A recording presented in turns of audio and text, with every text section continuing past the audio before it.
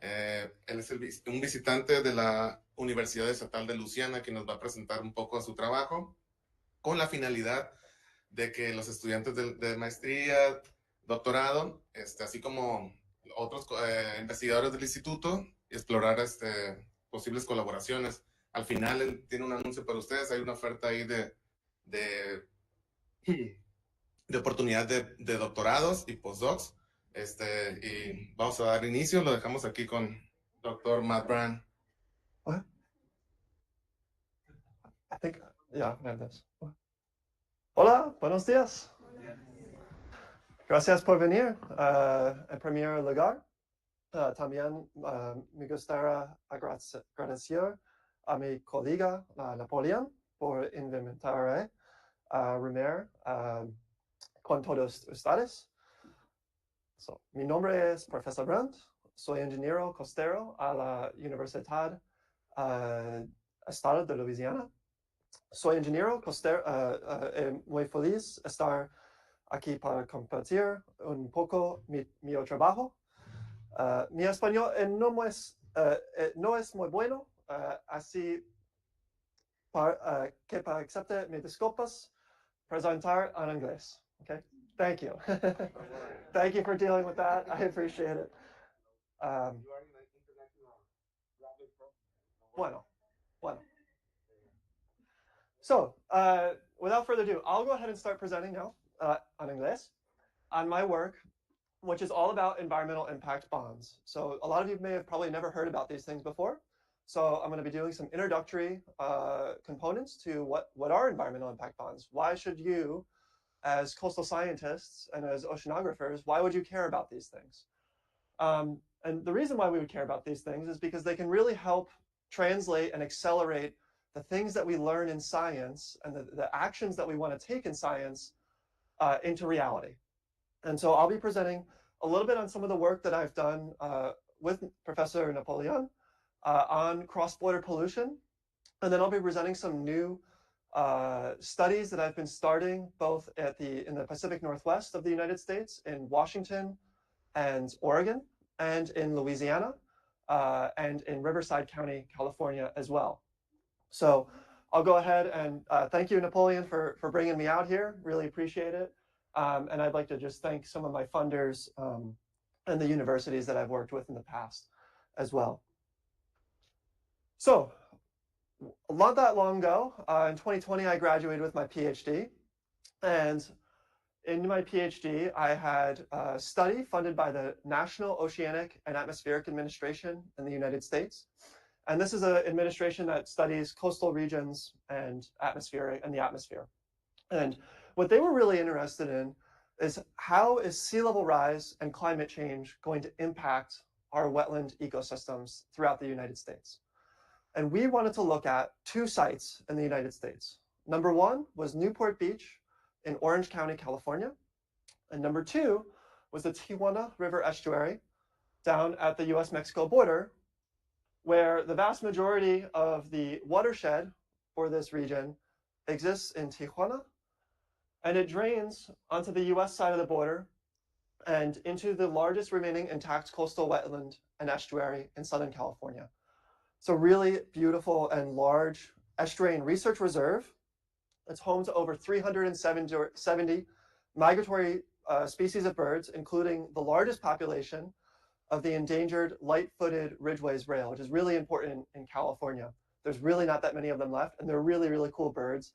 They produce these incredible nests that go up and down with the tides to hide from predators, and they have this really cool way of walking. They actually don't fly very much, but they walk in the estuary in this really interesting way. So, as I said, this is a really valuable and important estuary. It looks kind of like your typical coastal wetland up here.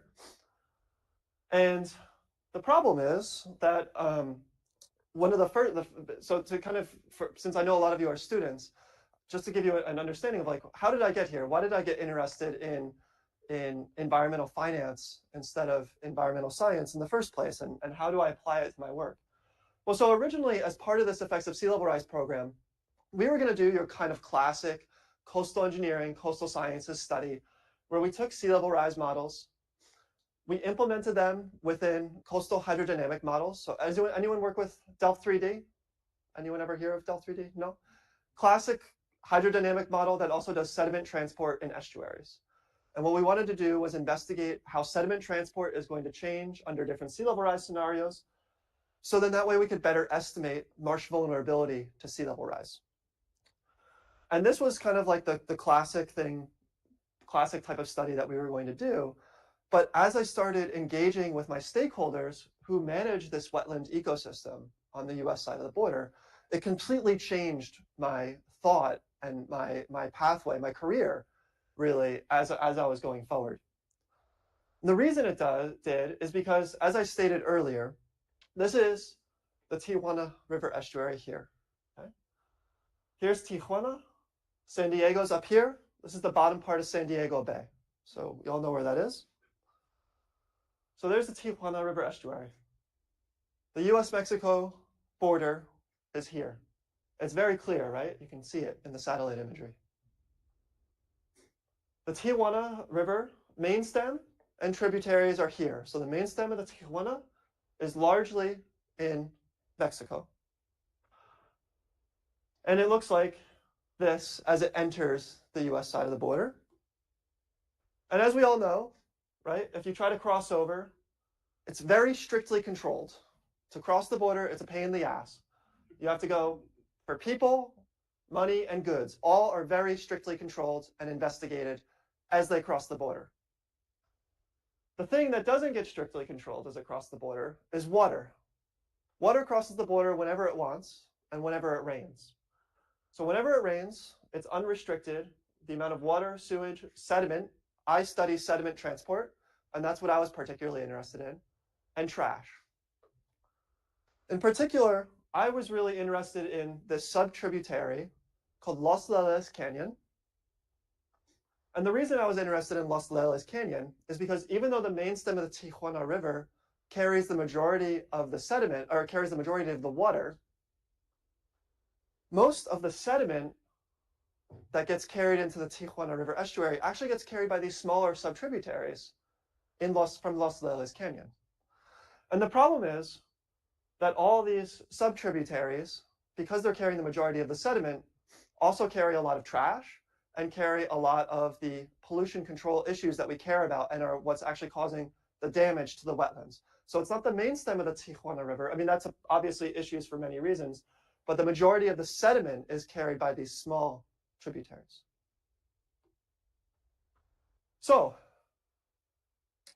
when I was talking with my stakeholders and what the US has done in order to address this issue is they've constructed these things called sediment basins on the US side of the border to capture excess sediment and trash before it gets into the estuary itself. So if we look at these sediment basins, this is what it looks like from the satellite image, but if we look at it in more detail, looking here, we have the main stem of the Los Leles Canyon going through here, the border here, and then here are the wetlands highlighted in green, and the sediment basins here are highlighted in red. And essentially what these sediment basins are doing is they capture this excess sediment and trash before it gets to the wetlands. So historically, there's a wetland here that's shaped like a kidney. Okay? And this was a wetland restoration project that was designed by California State Parks that because of excessive rainfall before these sediment basins were built, got choked up with sediment and silt because of the erosion that's coming off Los Leles. And the wetland restoration project failed. So it was $25 million down the drain. So by constructing these basins, it allows them to keep the sediment from getting into the wetlands and protect them from future environmental damage. So this is what the sediment basin looks like. Okay, I'm at the border now, and I'm right here. And if you look at them looking this way, this is what they look like. And what really is impressive upon me is that this thing that looks like a mountain, that's not a mountain.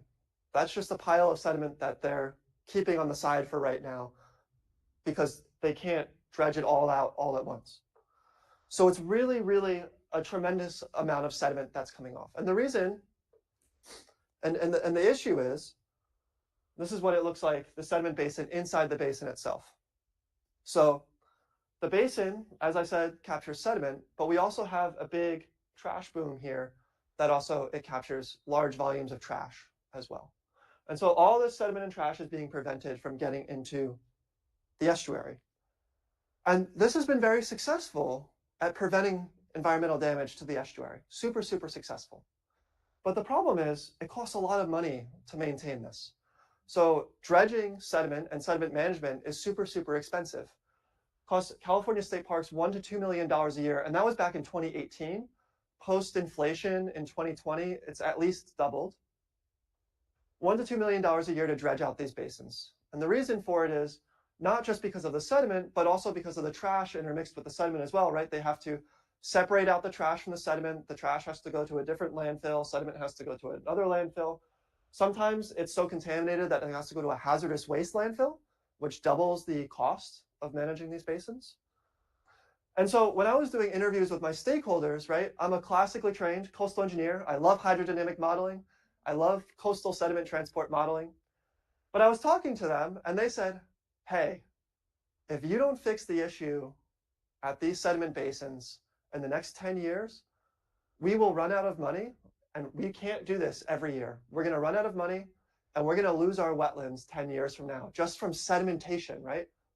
So they're not concerned. When I was running my sea level rise models, you can imagine, right? I'm running my sea level rise models out till 2100. And we bring this model to our stakeholder, and here's what it's going to look like in 2100. And they say, I don't care. We're going to lose it by 2030 if you don't fix this. Figure out a way to solve the erosion issues. And you can imagine, right? The erosion issues are all coming from the watershed. The Los Leones Canyon is very, very steep, right? It's a super, super steep canyon. And it has large volumes of sediment coming from what we saw before, in addition to unpaved roads. And so it's a challenge. So I'm going to get back into that in a second, but I think what's really important about this site-specific region is that the funding challenges that are experienced in the Tijuana River estuary are emblematic of a lot of the challenges that environmental managers experience worldwide. So worldwide, there's an issue where we don't have enough funding to solve environmental problems. The reasons for that are, number one, a lot of times these problems require large amounts of capital all at once. You invest a lot of money up front to do sediment and erosion control, and the benefits accrue over a long period of time, right? But it takes a lot of money in the beginning. So California state parks, with their small budget, yearly budget, maybe they can address the problem 1 year by 1 year in small pieces, but they can't do the whole thing all at once to see large-scale change in the immediate level that will be most beneficial to the environment. There's jurisdictional issues. So there's issues with the border and ability to move capital. So even though we know that the issue is coming from the watershed, the people who are managing the sediment downstream don't have the ability to invest. So California State Parks, being a US government institution, doesn't have the ability or the money to invest in watershed sediment transport and management issues in Mexico because of the jurisdictional issues there. And so that's preventing capital movement, even though we know that that's going, even if they wanted to help, even if they wanted to do that, and they do, they can't do that because of the jurisdictional issues. And this is not just an issue at the US-Mexico border. You can imagine between states. So the Colorado River between the United States, right? Colorado, Arizona, New Mexico, California, all these states grab water from the Colorado River, and all of them want to grab as much as they possibly can, right? So there's issues then with all of these people wanting to grab a piece of the pie, but not necessarily one vehicle for them to grab from. And then finally, there's disperse and variable benefits, which are fundamentally uncertain and dependent on stochastic processes, meaning that it's difficult for us to exactly predict, right? Erosion occurs in the canyon when it rains. It's not possible for us to predict when it's going to rain 2 weeks from now, let alone over the next 10 years, right? So because of that, it's really hard to assign who's going to benefit when and how by how much, just based on the models that we have currently.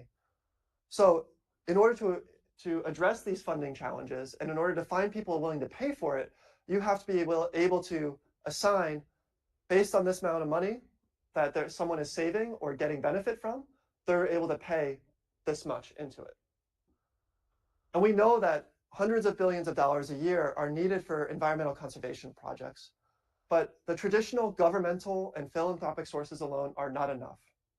So how do we do that? How do we get more money into the environment? Well, we can do that by monetizing it and bringing in other sources of capital, like private capital.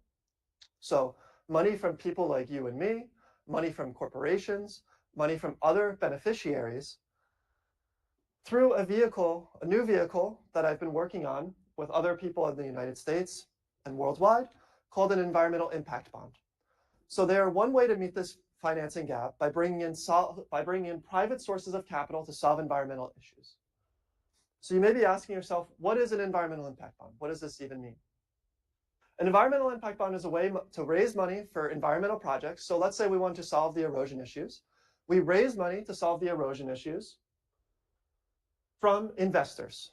So that could be private investors, someone like you or me. They put money into this bond, which is used to fund implementation. And this implementation would be something like erosion control measures upstream.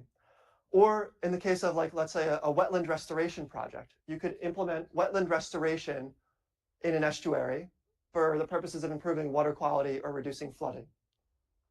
That environmental intervention associated with the implementation yields positive environmental benefits. So in the case of the Tijuana River, this would be reduced sediment management costs downstream. Those reduced sediment management costs are a benefit. That's cash, that's money. And then that money, that's that benefit, is used to repay back the environmental impact bond with a reasonable level of interest to the investors themselves. By doing this, we can do the environmental intervention all at once instead of piece by piece, and unlock a lot more both environmental benefits and social benefits, and investors can put their money into something that they want to. So if you want to invest your money instead of, say, the stock market, you would put this in an environmental impact bond. You would still get your money back with some interest, and you would also be having a positive benefit. There's been a number of different environmental impact bonds that have been released since 2015. So the kind of first two that are the most famous are number one, there's a group called Blue Forest Conservation in the United States. They work on fire risk reduction strategies in the Sierra Nevadas of the United States, where they reduce the risk of wildfires. And by reducing the risk of wildfires, reduce damages that might be expected to electrical infrastructure and physical infrastructure, like people's homes. Thereby, that cost savings from the reduced risk correspondingly, again, is a benefit that people are willing to pay for. And if people are willing to pay for it, then it can be used to fund the bond. Another one is the DC Water Bond. Chesapeake Bay in the United States, east coast of the United States, has really bad issues with algal blooms. Really bad issues with algal blooms associated with watershed runoff from Baltimore and Washington, D.C. Washington, D.C. correspondingly realized that green infrastructure like bioswales and biofiltration devices can help reduce the amount of algal blooms that occur in Chesapeake Bay if they were to implement and increase the number of green space in Washington, D.C. So by doing that, that again has an environmental benefit and an economic benefit, which is a reduced cost of their penalties that the people get in the DC region for the algal blooms that occur. So there's regulatory penalties associated with algal blooms. And by reducing the regulatory burden, that's an environmental benefit. And then finally, similarly in Atlanta, we know that increasing the amount of paved space in a region increases flood risk. And if we increase green space, that decreases flood risk, right? Very simple, reduced amount of runoff. So in Atlanta, they paid for an environmental impact bond to increase the amount of green space in Atlanta, increase the number of parks, thereby reducing flood risk in certain regions of Atlanta. And then again, that reduced flood risk is the benefit. So I've already gone over a number of these benefits, and I won't go through them all over again. But generally speaking, right, they provide one financial vehicle to aggregate benefits for multiple beneficiaries.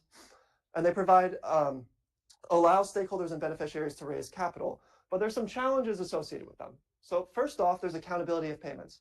Who pays what, how much, and when? There's also establishing direct links to interventions and outcomes. How do I know that if I provide this intervention, that if I provide this erosion control measure, that it's actually going to work ahead of time? And then finally, rigorously connecting risk and associated return with each EIB. So if I take on risky projects, I want to get more return in the form of interest associated with risky projects. That's a kind of classic financial issue that people have. And so how do we connect environmental risk and environmental variability to financial risk? Someone wants to know, if I put my money into this, what is the likelihood that I'm going to get my money back? And if you can't tell them an answer, they're probably not going to put money into it. So as part of my dissertation and now my research as a professor, I've been looking at connecting Monte Carlo modeling. Does anyone know? Has anyone worked with Monte Carlo modeling? No? It's stochastic. It's a stochastic methodology of modeling, and I'll go into that in just a second. But it's a method called Monte Carlo simulation, which is a stochastic simulation method, and it's long been used in both environmental and financial modeling. But there haven't been any studies that have connected it to quantify risk and return associated with an EIB. So what do I mean by Monte Carlo modeling, and how does this modeling work for environmental impact bonds? So first we have an environmental model, which is fed with environmental parameters and forcing. So the environmental model could be things like a watershed sediment transport model. It could be a hydrodynamic model. It could be a flood model. It could be an oceanographic biogeochemical model that predicts algal blooms. We feed it with environmental forcing, which is inherently stochastic in some cases. So rainfall, we don't know when it's going to rain. So instead of trying to predict exactly when it's going to rain, we predict a distribution of rainfall events that might occur. Stream flow, similar to rainfall. Oceanic forcing, so winds, waves, storm surge. The environmental parameters that we might use are things like vegetation types, hydrodynamic roughness, elevation. We then feed that, the outputs of that, which would be things like flood levels, sediment yields, nutrient loads, right, into our financial model, which quantify the results, which quantify how flood levels damage a community, right? How sediment yields, how sediment fills up a basin, and how much we have to dig out every year, right? And that's going to be impacted by different financial forcings and parameters, things like inflation or the cost of financing. There's also the intervention cost itself, or goods and services prices. And we use that to predict damages or management costs, so present or future costs. And we can make we know probability distribution function. You've heard of this? Okay. Thank God. Okay. So from the Monte Carlo simulations, we can make probability distribution functions of present and future management costs under different interventions. So what that looks like is PDF of management costs. So we might, pre-restoration, pre-erosion control, we might have a PDF, probability distribution function of management costs that looks like this. We implement some sort of restoration activity inside of our environmental model, for instance. So with Professor Godinho Elizondo, what we did was we modified the amount of vegetation that we had in our model to expand the green spaces in Los Leales Canyon. And we can predict, using our model then, with our stochastic forcing, so instead of just one rainfall event, many rainfall events, a post-restoration management costs of probability distribution function. And we can subtract the two PDFs from each other, and what we get is a probability distribution function. So this is current costs, this is post-intervention costs, and this is a PDF of our cost savings. And if we plot our cost of our intervention itself onto our cost savings PDF, if we integrate to the area of the right of the curve, this is quite literally the probability of what we call it the probability of overperformance, but this is quite literally the probability that the accumulated savings from our intervention exceed the cost of the intervention itself, meaning that it's the probability or the likelihood that the intervention will be successful. We can directly quantify that and predict that ahead of time before we do anything else. If we integrate to the area of the left of the curve, that's the probability that the accumulated savings do not exceed the cost of the intervention, or the likelihood that the intervention will fail ahead of time. So now moving back to Los Leles Canyon, we looked at 4 different erosion control interventions as part of reducing sediment management costs downstream in the United States. First, we looked at armoring or lining the main channel. So the main channel right now, although it's changing quite rapidly as I understand, just visited there on Thursday, it's large parts of it are concrete lined, and then they meet a soft bottom. And so then it gets concrete lined, and then it meets a soft bottom. You can imagine that causes massive erosion issues where you have this concrete lined channel where you have fast moving water, and then it meets a soft bottom and it causes massive local erosion and scour, and then all that sediment moves downstream. Well, what if we were to look at channelizing the whole section, right? And we can come up with a cost for that, around $1 million US. Again, 2018 dollars, this is all probably increased quite a bit these days. We also looked at paving roads. There's a lot of roads in this canyon that are unpaved and on very steep hillsides. You can imagine every time it rains, they get eroded very, very much. Dr. Gudino's model was able to tell us these, I think 30% of the roads were responsible for 70% of the sediment transport. What if we were to pave those roads? How much would that reduce sediment downstream? That had a very high cost, over $7 million US at the time. There's also just things like green infrastructure, like revegetating the hill slopes, right? So we can revegetate the hill slopes as green infrastructure. A lot of it is, relatively denuded of vegetation. And then finally, there's a lot of local disposal issues with both tires and regular trash as well. There's over 4,000 tires that get pulled out of those sediment basins every year. What if we were to find ways to reduce the amount of tires and trash getting down off the watershed and moving into the estuary? And that's just things as simple as like more regular trash collection service, having people go out, collect the trash, and disposing of it properly. That was going to cost around $3.4 million US, roughly, over a 10-year period, according to our estimates. So now, how does this actually work mechanistically? So with this model, which we call SEAM-B, just stochastic environmental model, environmental impact BOM, I'm going to walk you through this. Hopefully you can understand Monte Carlo modeling after this. I've gotten some good feedback from other people. So pre-intervention, what we have here is on the top is a hyetograph. Do we know hyetograph, precipitation? Yeah, okay. So some yes, some no. Essentially what this says is just how much precipitation occurs in a given day.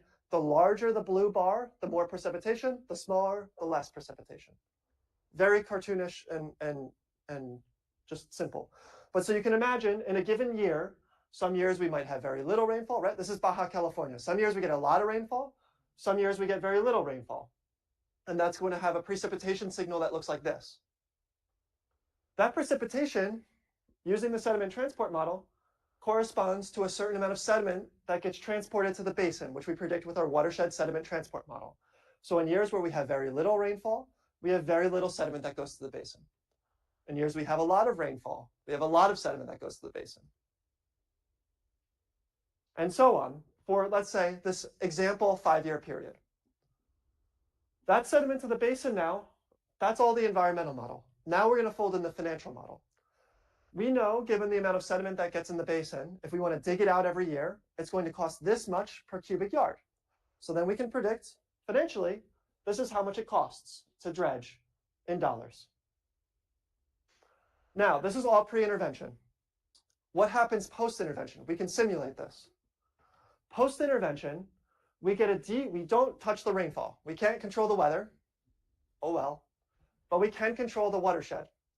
And the watershed, if we reduce the amount of sediment coming off of the watershed with our interventions I just went before, armoring the channel, paving, hill slope revegetation, or reducing the amount of trash coming off the watershed, we can reduce the amount of sediment to this much for a given rainfall time series, which correspondingly yields to savings and costs here. This difference is our cost savings. This time series of cost savings then if we look at a cash flow from a financial model, we have our initial outlay, right? This is positive cash flow, this is negative. We have our initial outlay to fund the infrastructure, and then the cost savings yield this time series of cash, of money. So that money is then used to repay back the initial outlay to fund infrastructure through the vehicle of the environmental impact fund. Now, we got to recognize that we can't predict rainfall in a given year, that this is just one realization of an infinite number of possibilities. So we quantify variability of future cash flows and rainfall through Monte Carlo Markov chain sampling. So we run this model not just once, but we run it thousands and thousands of times by randomly sampling from future rainfall distributions trained on historical data over thousands of simulations. And so instead of just getting one cash flow time series, we get thousands of cash flow time series to get this probability distribution function of accumulated cost savings over a 5 to 10 year period. And again, if we plot our cost of our intervention, right? And if you remember from before, we integrate to the area of the left of the curve. That's the probability that the intervention fails. We integrate to the right of the curve. That's the probability that the intervention succeeds. So now what we can do is we can go to our stakeholders and we can tell them ahead of time, if you were to implement this intervention, the accumulated cost savings would be able to pay for that intervention already. And we quantified that for the 4 different interventions, along with all the interventions and all the combinations of interventions as well. So there's 4 different combinations, and we can run them all in various combinatorics. And I'll have a picture of the paper, a link to the paper at the end. So if you look, armoring the channel, probability of underperformance is 0%, probability of overperformance is 100%. So that means that that is going to be able to pay for itself almost guaranteed. So that gives a lot of confidence to both our stakeholders and to investors that this intervention is going to succeed ahead of time. And so they're going to prioritize armoring the channel. Paving the roads has an 82% likelihood of failure. So paving the roads, just from the cost savings alone, is probably not enough to warrant intervention. Okay? Hill slope revegetation is roughly a 50-50 split. Maybe it'll succeed, maybe it won't succeed. It's up in the air. Local low-cost disposal, so increased enhancement and increased enforcement of trash and collection of trash, only has a 6% likelihood of failure or 94% likelihood of success. And all interventions, roughly 50-50 shot or 60-40 shot of success versus failure. So what's really exciting about this is that this model just incorporated things like benefits that were directly measurable through cost savings, right? So it didn't include things like improved watershed health, reduced plastics loading, enhanced tourism revenue. It didn't include things like, for instance, for paving critical roads, right? People want their roads paved, right? It's not just an environmental thing. It's also a social thing, right? You can imagine you want your road paved so you can drive after it rains in work. So what's really exciting and what I want to do in the future is look at more of these social and more environmental benefits in addition. So if you're interested in learning more, there's 2 QR codes that I have here. If you want to take a picture, I'll also send this to Dr. Godinho Elizondo, and he can post it to you. There's a paper that you can read all about it. There's also a docuseries that was really, really fun to do, and it's much simpler and kind of interesting. They have some nice animations that describe the model, so you can scan that as well. So, oh, I'm sorry. Yeah, sorry. Go ahead.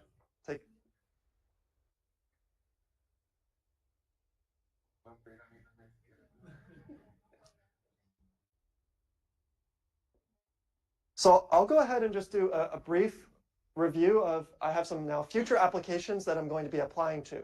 So some of the future work that I'm going to be doing. First, I'm looking at now expanding this same type of model that I developed in Tijuana, but now expanding it to Riverside County, working with that group that I was describing earlier, Blue Forest, at looking at how can we reduce wildfire risks, how reducing wildfire risks reduce sediment transport. as well in Riverside County. So Riverside County just had a massive fire, and every time that fire occurs, it strips the hillside of all the vegetation, and that hillside just slopes out and causes mass wasting issues. So when it causes that mass wasting issue, it fills up these debris basins, which are exactly like the ones at the US-Mexico border. And what we can do is we can simulate precipitation, wildfires, and the amount of sediment coming off of the watershed, just like in Tijuana, and then the corresponding flood hazard and sediment management costs. And given the importance of fire on flood risk, we are asking the question, can fire risk reduction be paid for by the reduction in maintenance costs and flood risks in Riverside County? More on the oceanographic and estuarine modeling front, I also have a project funded by the National Oceanic and Atmospheric Administration right now, which is looking at how wetland restoration projects reduce flood risk, and correspondingly how that reduction in flood risk translates into economic benefit, and whether or not that economic benefit can pay for wetland restoration itself. So I'm working in this place called Coos Bay Estuary. So this is Seattle up here, if you know your US geography at all. Coos Bay Estuary is the largest estuary in Oregon outside of the Columbia River. So, but that's on the border of Washington, so I don't know if we count that quite exactly. In Coos Bay, we're looking at 5 different restoration opportunities represented geographically by this map, with more and more restoration. And what we want to do is we want to quantify, this is the number of hours of flooding that might occur in downtown Coos Bay. So in this downtown region, it experiences a lot of flooding. And so right now we're predicting 15 hours of flooding regularly occurring just from astronomic tides alone, so not even accounting for storm surge, in 2100 under median sea level rise rates. And what we found is that this, under the current restoration scenarios or no restoration scenarios, we're going to get this much flooding. But as we do more restoration, it completely removes the flooding that we would experience downtown. That has an environmental benefit. We want to quantify that environmental benefit and leverage that economic value into getting the wetland restoration done itself. And then finally, I want to look at other co-benefits to incorporate beyond just the immediately measurable ones like flood risk reduction or sediment management cost reductions as a co-benefits into EIBs. So things like, for instance, enhanced ecotourism. So more wetland restoration, more habitat, more abilities to fish, right? More fish. So that's great. There's things like carbon sequestration. Those wetlands right now are emitting methane because they're cow pastures. Methane is a very potent greenhouse gas. When we open up the wetland, shuts down the methane production quite a bit, depending on the biogeochemistry. That reduction in methane is a huge benefit. Over a longer period of time, it actually starts sequestering carbon, because right now it's a bare, right? It's bare and it's just this little grass that doesn't have much carbon benefit. Once we get mature wetland, particularly spruce swamps that are native to the Pacific Northwest, lots of carbon stores and gets locked up in there. That's a huge carbon sequestration benefit. So I'm really interested in these things. I'm also really interested in how this accelerated restoration through environmental impact bonds can result in enhanced environmental outcomes compared to more grant-based piecemeal financing. So for instance, if you were to restore just a tiny portion of the watershed for wildfires, right? Imagine you have a big watershed, fireshed, and it's very vulnerable to wildfires, and you restore just a tiny little piece. Do you think that's going to have a big impact in terms of reducing the overall risk or any measurable impact? No, it's going to have no impact at all. Well, unfortunately, a lot of our environmental projects are funded in the way that we can't do all the interventions all at once, right? Because people have limited budget. But if we can get capital injected all at once, do it all in one shot, that's going to have a much bigger impact than little piecemeal components. I'm really interested in how that's going to happen. And then finally, given that I'm now in Louisiana and I'm on the Gulf of Mexico, and I know, for instance, Professor Godinho Elizondo works in the Gulf of Mexico. Part of the reason why I'm here too is just looking for collaborative opportunities with all of you in terms of, are there areas or locations either in the Gulf of Mexico or in Baja or elsewhere where we could think about sites, additional sites, or interesting sites that we could apply environmental impact bonds. So I'll finalize this by just saying that LSU, so I and many of my colleagues now are hiring as well. If you want to think about coming to the United States for a master's or PhD, we have fully funded master's and PhD programs that pay tuition, salary, health insurance, all those good things. And if you're really interested and want to study either a master's or a PhD, either with me or with one of my colleagues, we have plenty of opportunities available for you. So we have both myself in environmental impact bonds. We have my colleague, Dr. Emilio Bruckner. She's studying eco-hydromorphodynamics. So how ecology and hydromorphodynamics and sedimentation interplay with each other. Dr. Chris Keyes looking on fluid structure interaction and sediment transport. Dr. Matt Hyatt in hydrogeology and geomorphology of deltas. We work a lot in the Mississippi River Delta, but very open to other regions as well. Dr. Emre Özdemir on AI-based models for sediment transport. So I know that this is probably more of the things that you all study. And then finally, there's Dr. Clint Wilson, who runs the Center for River Studies. This is a really, really cool facility. This is a physical model of the lower Mississippi River, the size of 2 basketball courts. It's absolutely massive. It's one of the most innovative and incredible physical models of sediment transport of riverine deltas in the entire world. It's unbelievable. And they do a lot of physics-based sediment transport studies of how different sediment diversions and sediment management, coastal management strategies are going to impact sediment transport in the Mississippi River Delta. And they do both MS and PhDs running experiments on this delta. So with that, I'm going to wrap up here, and I'm happy to take any questions. And thank you all so much for coming out. I really appreciate you bearing with my bad Spanish. Thank you all.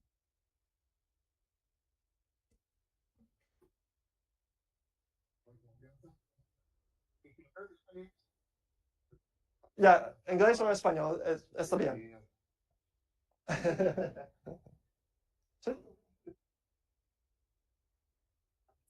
Acerca de dispositivos de biofiltración para prevenir lo de los algal blooms. Washington, I think. So, Yeah. You spoke about the biofilter. Okay. In Chesapeake Bay. Chesapeake Bay, now Washington, D.C., yeah? Yeah. Can you tell more? Oh, more about that? Yeah. Sure.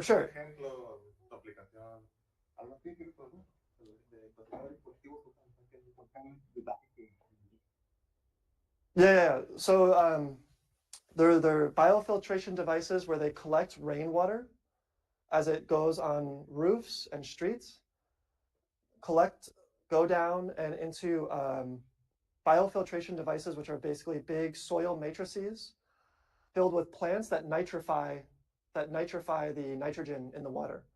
So they have a chemical reaction with the water through the plants that nitrify and fix the nitrogen into the plants, and then that reduces the nitrogen moving downstream into the Chesapeake Bay. Make sense? Yeah. It's not my area of expertise, so if you want, I would. Biofiltros, sí.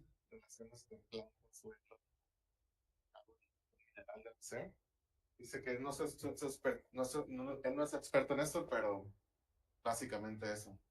Biofilters, sí. Using the plant whole relationship to use it also. Yeah.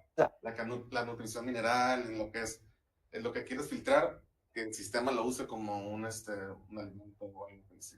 Like nitrogen fixing, I'm not sure what that is in Spanish. Fijación mineral, basada en el ciclo del nitrógeno.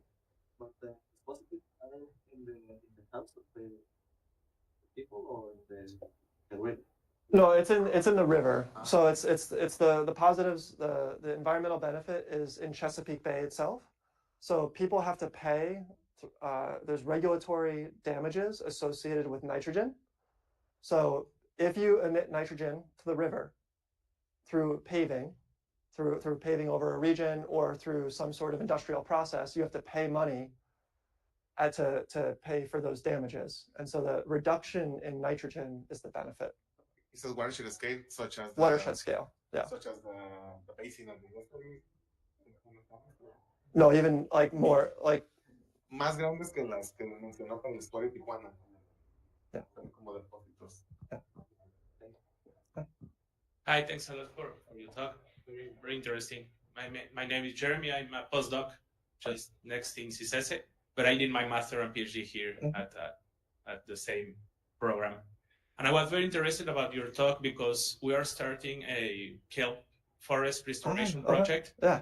And I'm in the part of blue economy and how can we make conservation and earn money about it. Yeah.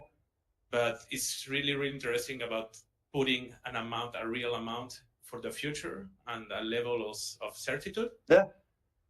Yet, these systems are dynamics, right? Like wetlands and forests.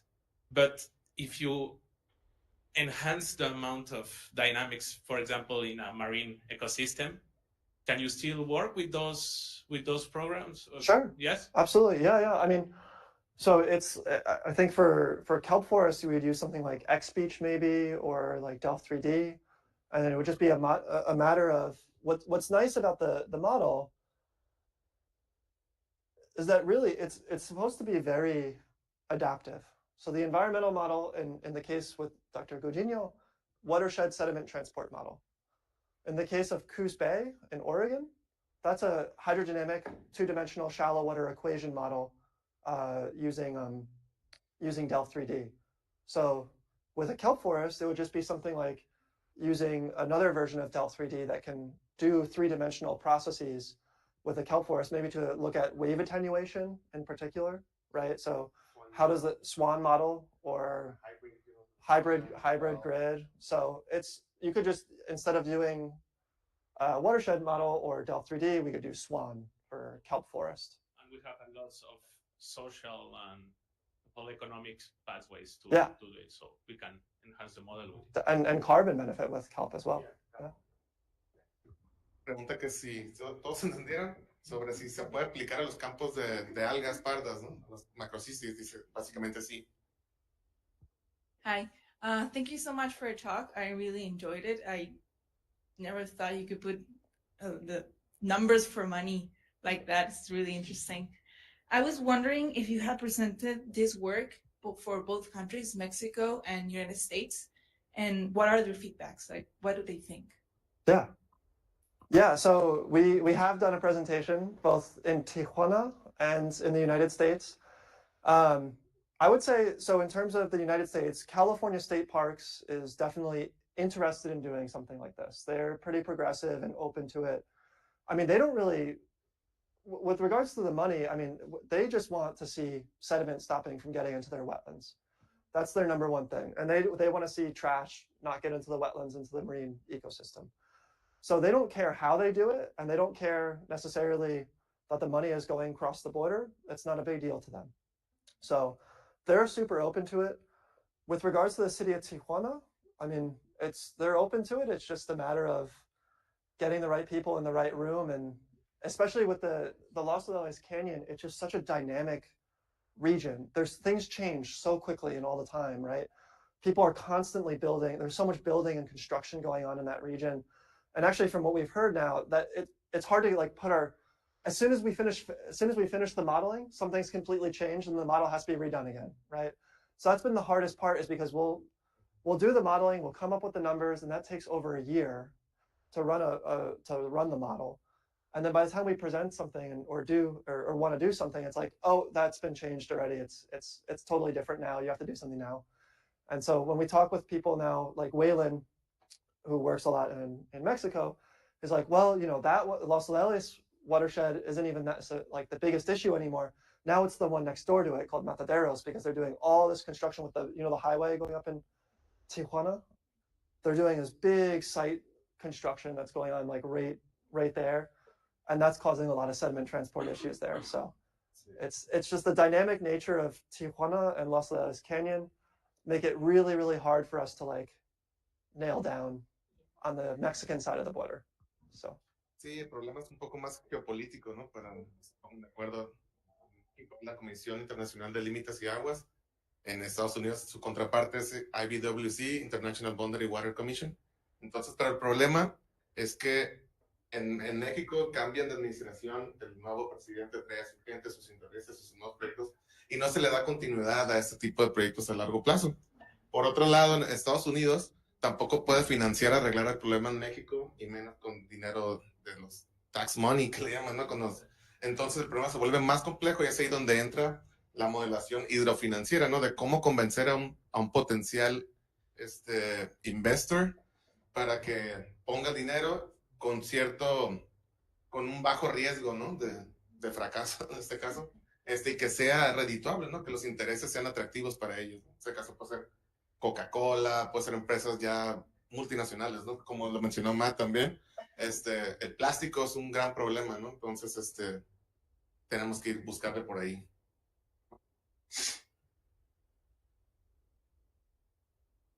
Hi, thank you for your talk. It's very interesting. To be honest, well, I'm not from Baja, but I didn't know about the wetlands. Like, I know that's super important, but for me, it's like, no, Baja California is super, like, contaminated, pollution. We don't have any rescue thing. So my question is, like, how do you plan to involve, like, the community? Because when you say that it's, like, no pavimentation, it's like people is living there, are they poor? Like, how is, like, the streets there, like the community, how do you plan to involve them? Because the trash is a big problem, right? Yeah. The biggest problem, I will say, probably. I don't know. Thank you. Question. No. So yeah. So I'm not necessarily a community engagement expert myself, but what I do is I work with people like Napoleon, who's been working in Los Leales for 15 years. People like Waylon, who is a Waylon Matson, he's with Four Walls International, which is the NGO that's been working in Los Leales Canyon for 20 years, maybe at this point. So, and then also with what else, Anna and other people. So I'm not a community engagement expert, and I don't try to pretend to be. I work with people who are community engagement experts. And again, I mean, you've seen, I can barely speak, like, I don't speak Spanish.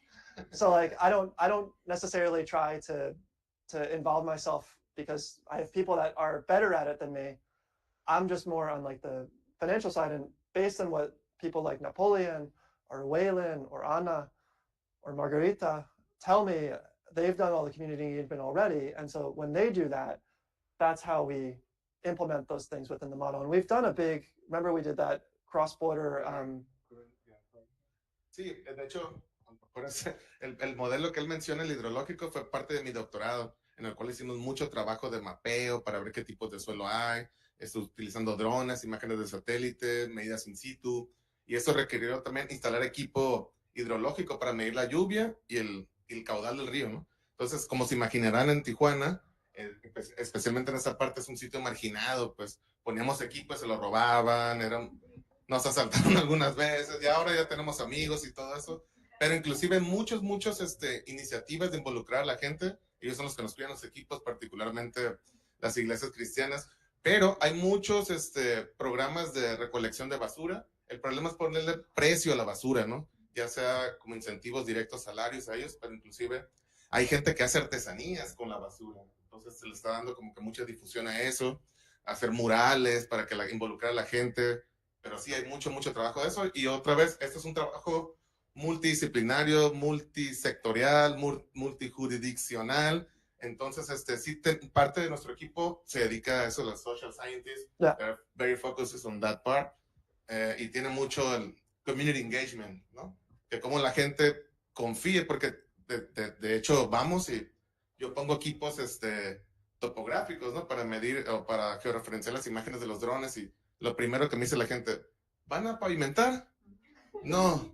Entonces, ¿qué están haciendo aquí? Tenemos la universidad. Entonces, ya entra todo ese labor de que vean que la investigación va a servir, ¿no? Para mejorar su calidad de vida en este caso. Pero sí es algo muy, muy complicado. Pero vamos avanzando, ¿eh? Sí, ya la gente nos conoce, ya han escuchado los trabajos.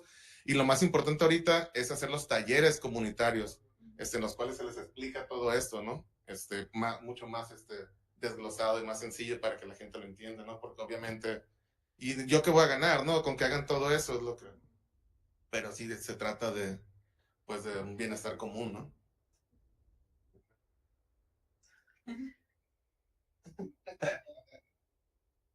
First of all, I want to thank you for the presentation. I thought it was very interesting. I did have a question related to the way that you present this model as well. Have you implemented this model previously and found investors, or how is that going as well? Or is it still kind of a theoretical piece of work so far?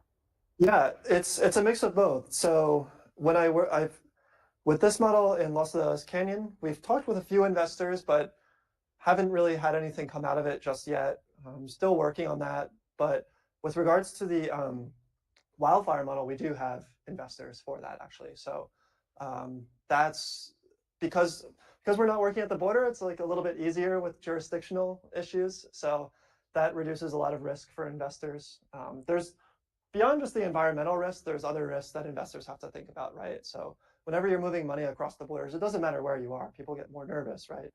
So with the wildfire model, we've had a lot of, we've been able to find quite a few investors. And with regards to the, not for the Riverside County project, but for more the broader Sierra Nevada region, we've raised $125 million US now at this point for wildfire mitigation with Blue Forest. I sit on their board of science advisors, so been working with them. And so, yeah, so about 125 million so far for the wildfire projects.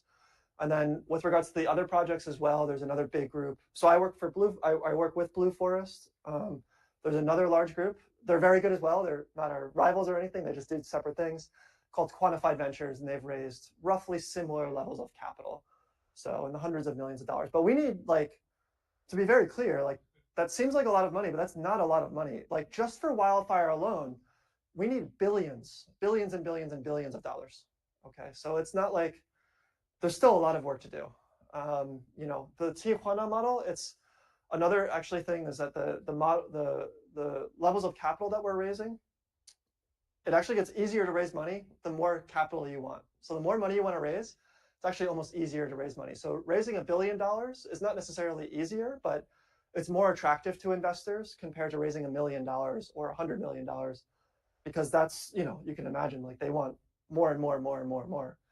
So yeah, so the Tijuana model, we ideally would like to expand it to larger regions to make it, instead of a $10 million bond, making it something more like 50 to 100 million, because then it becomes easier, like, from a cost perspective of managing the bond for that. So yeah. Very cool. Thank you once again. Thank you. I have one basic money question. Yeah. Who pays? Where does the money come from? The return money, not the investment. Okay, so maybe just thinking about the sediment basin, right? It costs $1 million every year to drain the sediment. Yep. But that doesn't mean that if you don't do it for 5 years, okay, you have $5 million, but you didn't spend them. But do you understand the way I... Yeah. So for the sediment one, what we've come up with California State Parks and what they've agreed to is that they hold their level of funding consistent for 5 to 10 years. So they know that they're going to spend roughly $10 to $20 million over the next decade to manage that basin.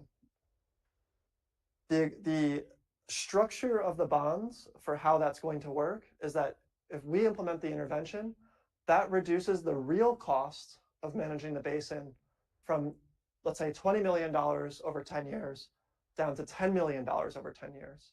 So there's $10 million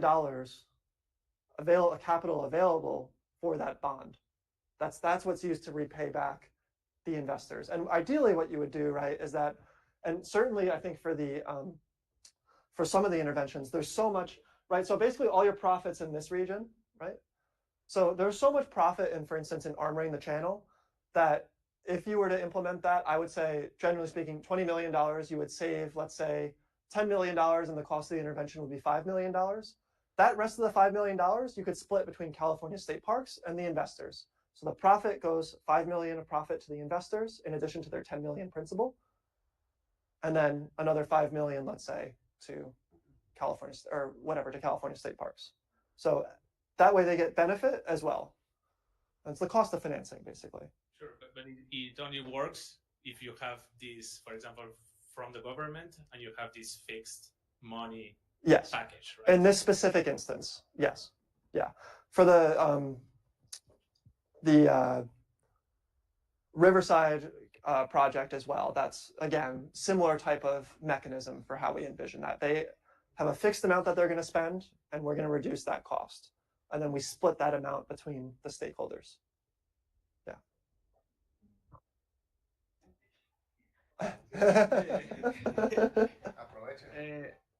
Thanks. I have a question about the structure. In this structure, I understood that it has a pore. What is the size of these pores to capture all these sediments, all this trash? Yeah, it's very large. So these debris basins, this one looks very similar to, I should have something that's more,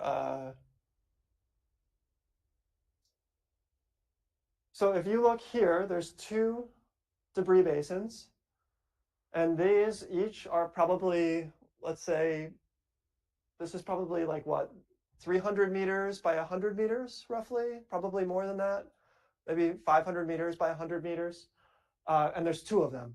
So this is like probably in total length, I would say maybe 800 meters total length by 100 meters in width. So very large.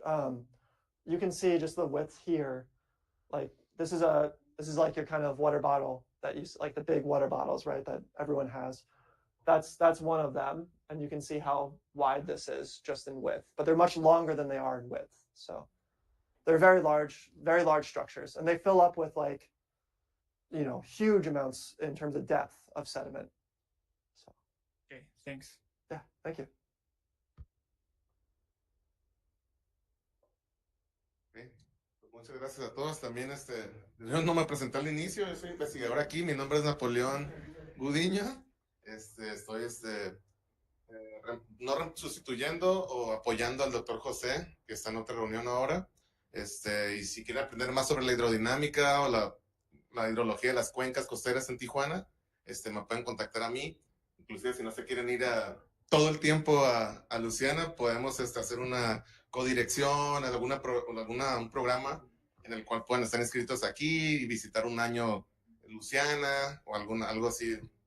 No nomás en la hidrología de cuencas, sino que también en la opción de playas o alguna ecología aplicada, el Blue Forest. Sí, ¿no? Blue Forest, ¿no? Ok. Espero les haya gustado y hayan aprendido algo nuevo. Y ya saben, si tienen alguna duda, no duden en contactar directamente al Dr. Brand. Ahí están su contacto, o igual conmigo también. O si lo googlean, él es muy famoso con su artículo. Y eso es algo muy nuevo, muy novedoso también. O sea, no ha habido muchos ejemplos. Inclusive el artículo que publicamos juntos, tuvo highlight del editor, como que es algo de las cosas cosas nuevas, ¿no? Your paper. Oh, yeah. And the AGU, it was highlighted by the editor, right? Yeah. He's very humble, but yeah. Okay, muchas gracias otra vez. Matt, ¿quieres decir algo? You want to say something? Thank you all so much for coming. I really appreciate it. I know last seminar of the semester, right? So I know how tough this is. Really appreciate y'all coming out. And yeah, again, like I said, we would love to chat more about collaborative opportunities, and I hope you have a great holidays. Thank you.